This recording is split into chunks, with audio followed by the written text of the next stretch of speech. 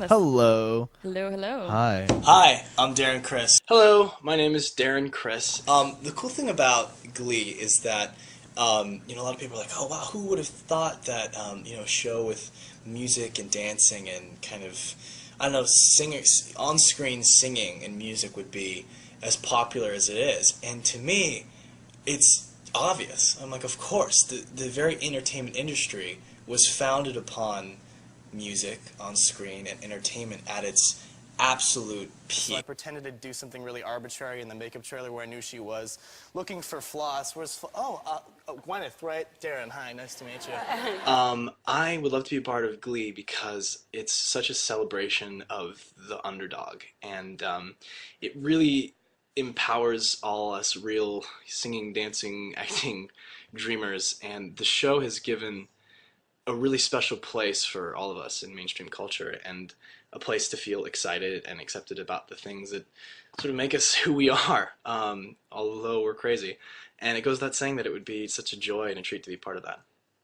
Or is it I think purple is a great color by itself because it's the color of creativity and Roman nobility. Not like I'm not a Roman noble, so that doesn't really apply to me, but creativity. It's BB Darren. BB Darren? Yes. That's very cute. Yeah. So you hope for everything and expect Hey, nothing. if I get a role in something, that's wonderful, that's a blessing, and then I'm so grateful, and I'll definitely go with that. I'm just so blessed to be consistently surrounded by really sweet, talented, wonderful people, so I just kind of leech on them and try and derive whatever I Well, can. you're sweet and kind yourself, which is why you attract sweet and kind people. That's what happens. Shucks, That's I like the way this it works. If my calculations are correct, yeah.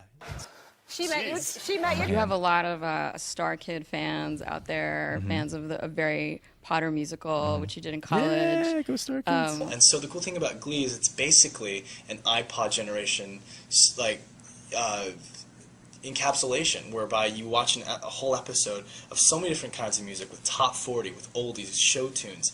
And the great thing is that it's exposing all this stuff that some of us might take for granted, of course. We're like, yeah, Journey, of course. But there are younger kids who've never heard Don't Stop Believin' before.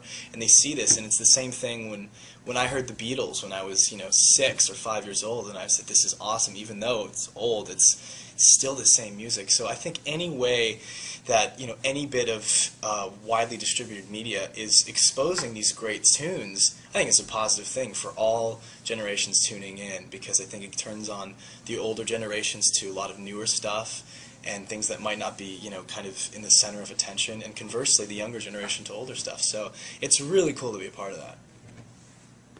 If you haven't noticed, I'm a ranter. My brother killed it over there, Freelance Whales. Check them out. They're a Is great that the band. name of the band? Yeah, amazing band. So they're doing really well, and I'm a very proud moment. So your brother. Yeah, my brother's in Freelance Whales. Amazing little indie group out of Queens, and that album's doing really well, and they are just finishing up their headlining tour with another great band, Foals. So my brother's in the band Freelance Whales, and they played at the Mojave Tent on Coachella, and they killed it. It was a great, great show.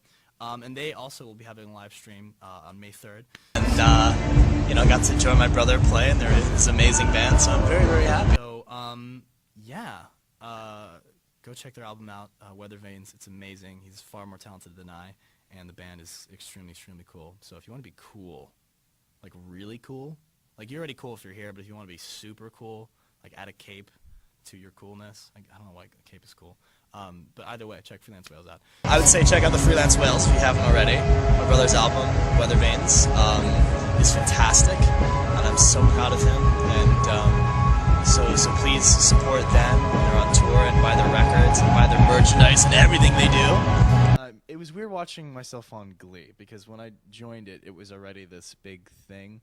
So it's weird. I have this bizarre disassociation with myself. There's this guy on TV with slick back hair and a blazer with red piping, and there's this schmuck that I know, and I really can't connect the two of them together. So when I watch TV, I'm like, look at this weenie. And I started Glee Club, the first intergalactic Glee Club. The first interspecies Glee Club. Glee in space, you're speaking my language. I've been talking about this forever. Glee in space. I was very intent on finishing school and I'm kind of an academic at heart, and I really, enjoy. I mean, ideally, I'd love to have my cake and eat it too.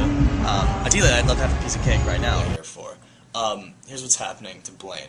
on Glee. He's recently been bitten by a radioactive turtle, and instead of moving to the sewers to join the Teenage Mutant Ninja Turtles, he decides to go on vacation in the Caribbean, whereby he meets his lifelong, or to-be lifelong companion, Sancho. Glee in space, you nailed it. Done. Anti-gravity numbers, done. That's like everything I could ever want. My teenage dream when I was a teenager? I don't know.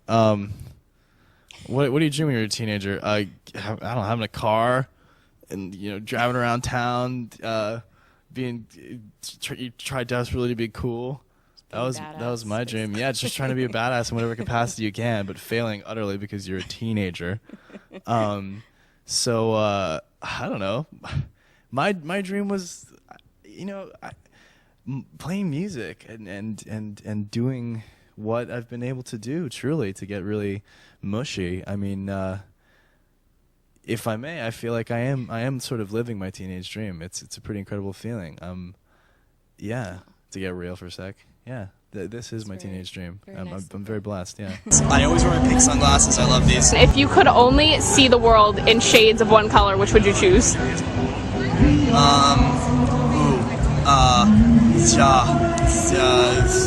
Pink.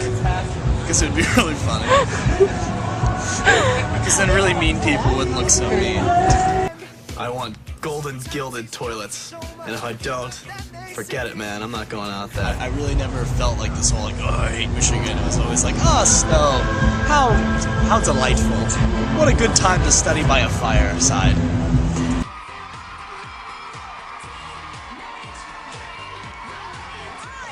So that's what you missed on Glee. My spirit animal would definitely be. People are laughing, but to me, that's like a completely normal, healthy question.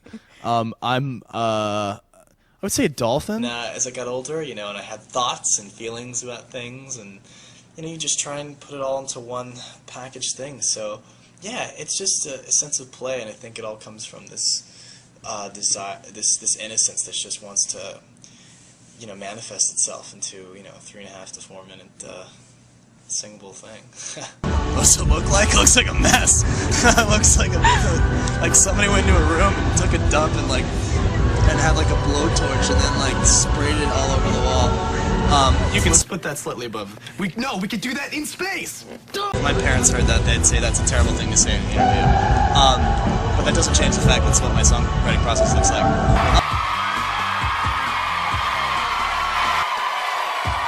When I was in 8th grade, I was so in love with this girl, and my best friend conveniently lived next door to her. And so I had spent the night at this guy's house, and I was thinking, oh man, I'm so close to this girl right now. The only thing that's separating us is a wall. I'm gonna write her a song, and I'm gonna serenade her. So I stayed up that night, I wrote a tune, went down early in the morning. It's like freezing, it's San Francisco, it's fog, you can't see more than a foot in front of you. And I'm looking out her window and I'm throwing pine cones, wake up, you know? And then she opens the window, play this tune, and I'm thinking this is the most crazy romantic thing I've ever done in my life. This is gonna be amazing, we're gonna run off and love each other forever and ever until we die. And yeah, I play the song, she comes down to the door and we hugged, which in 8th grade terms is like just like all kinds of love explosions were happening there. That was like the most serious, amazing thing that ever happened. That was one hell of a hug, I'll tell you that much. And then she ended up breaking up with me about a week later. But that hug. I guess it's really good prep to being a parent, because I have to pretend like the stuff that the kids are doing that I know is wrong, I have to pretend like they're a bad thing. Like if kids are like throwing rocks and like playing with matches, I have to tell them that's bad because they're like tiny and that's like a terrible thing to do, you get a lot of trouble. But when I was a kid, that was like the coolest thing to do, is to throw rocks and play with fire. Because that's what you do when you're a kid, because it's awesome. But when you're a camp counselor, you're like, no, don't do that. That's bad. I don't condone little children throwing rocks and playing with fire. Our biggest fan base is in Australia and always has been. The numbers are that strong. So I've always wanted to go there for Glee, for other reasons, for personal reasons, so I don't know. But if we're gonna put things out there, into the universe, one namely being the Muppet Space episode. I think on top of that we should let's get Glee to Australia. I would love that. That'd be great. If it just weren't so darn far away. You don't sound international. I think it's important to be explicit about the fact that I'm very, comfortable with my sexuality, and that I am the straight male playing a gay character, and that, me playing a gay character is no different than Max Adler, who plays a homophobic bully, or Heather Morris is a ditz. It's a character, it's a type of person, and it should be treated like everything else. Have yourself a merry little Christmas. Best song ever.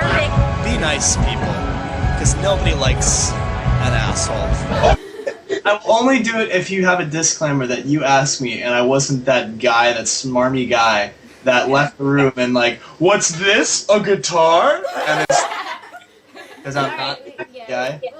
When are we gonna see Finding Nemo 2? They did it for Toy Story and Cars. Well, how about something new? A new story about Dory. I hope you're buying what I'm selling. I know it ain't my choice. I just want to hear the voice of my girl, Ellen.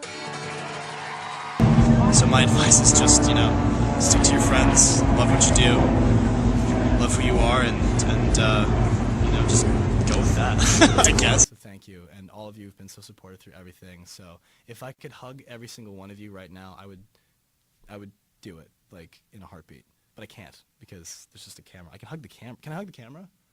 Can I go up there and hug it? All right, cool. I'm going to hug all of you.